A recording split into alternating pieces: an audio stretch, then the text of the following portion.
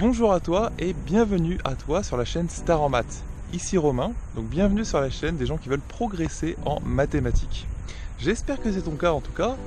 Cette année, en ce début d'année scolaire, j'aimerais te parler de quelque chose qui me tient beaucoup à cœur qui s'appelle la persévérance. Alors la persévérance, c'est pas un très joli mot, peut-être que tu n'aimes pas trop l'entendre, mais c'est quelque chose d'extrêmement puissant.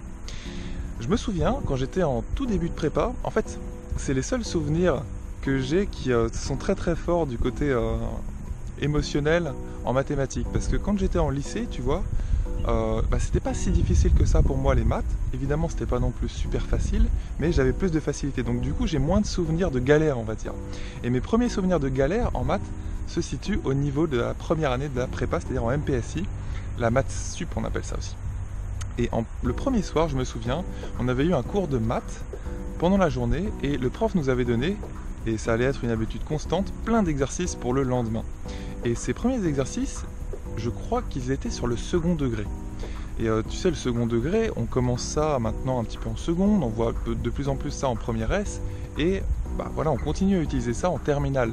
Et là, on avait revu super vite fait ces bases-là le premier jour pendant ce cours de 4 heures de maths, et j'avais eu plein d'exercices à faire pour le lendemain. Et c'était des exercices qui me tenaient la jambe parce que ils n'étaient pas si faciles que ça. Et tu vois, c'était pas du niveau au lycée simple, quoi. C'était vraiment des exercices du second degré super avancés. J'ai plus exactement en tête ce que c'était, mais c'était pas facile. Et je me souviens que j'avais passé vraiment du temps dans la soirée à essayer de les chercher, à les comprendre et à trouver les solutions. Et c'est ce que je t'encourage à faire, tu vois. Quand tu as un exercice, et c'est vraiment l'occasion, tu vois, c'est le début d'une nouvelle année, c'est l'occasion de démarrer avec des bonnes résolutions et surtout de les tenir, comme je te le disais dans une autre vidéo.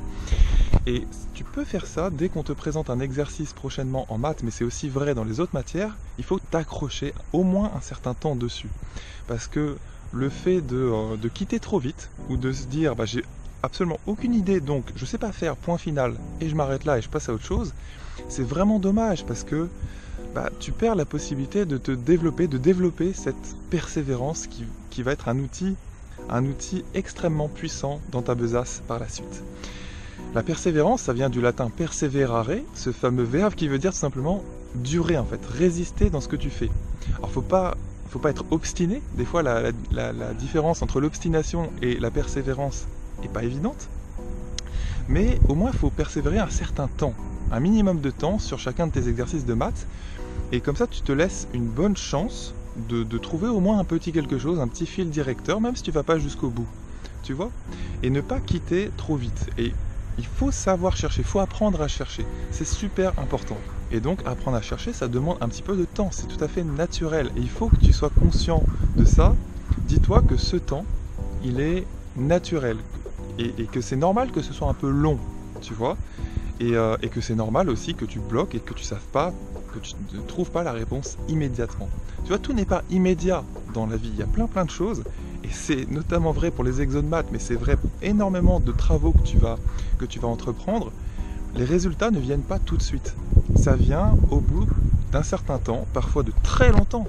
Il y a certaines entreprises qui en mettent peut-être pas des dizaines d'années, mais parfois 10 ans à réussir à trouver par exemple leur modèle économique.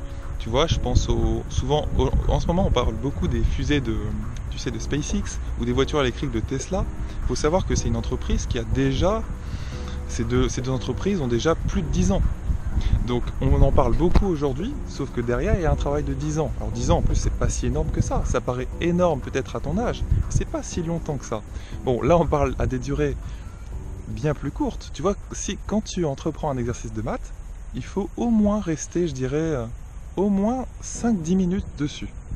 Si tu n'as aucune idée au début, dis-toi que c'est normal, dis-toi que tu vas persévérer et que tu vas chercher dans ton cours, tu peux peut-être même appeler un ami, tu peux chercher sur internet, tu peux regarder l'une de mes vidéos ou l'une des autres vidéos des autres chaînes de maths sur YouTube et voir ce qui peut t'avancer. C'est super important de faire ce travail de recherche.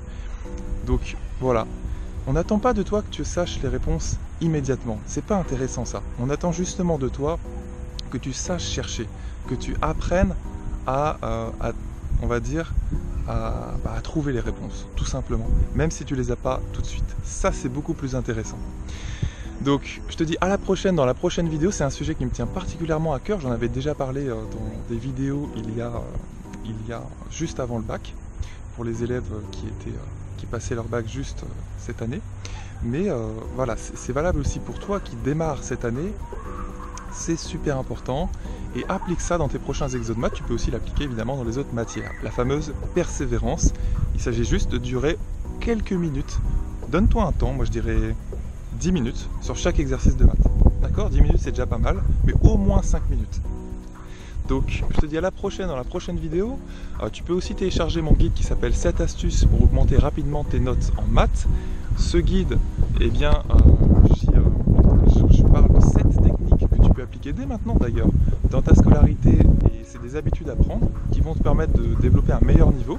Tu peux télécharger ce guide sur mon blog Star en Maths TV, il suffit juste d'entrer ton email. Donc tu viens sur mon blog, tu entres ton email et tu reçois le guide. Il est facile à lire, hein, donc vraiment te dis pas que c'est long à lire ou que c'est pénible à lire et que c'est... Non, c'est vrai que c'est pas une vidéo, c'est un guide à lire, mais je t'assure qu'il va t'aider. Et donc si tu as aimé cette vidéo, tu peux cliquer sur le like juste en dessous ou laisser ton commentaire juste en dessous si tu le souhaites. Je les lis tous, j'ai pas toujours le temps d'y répondre, mais sache que je les lis. Et tu peux aussi me laisser un message privé sur mon blog Star en Maths TV si tu as besoin.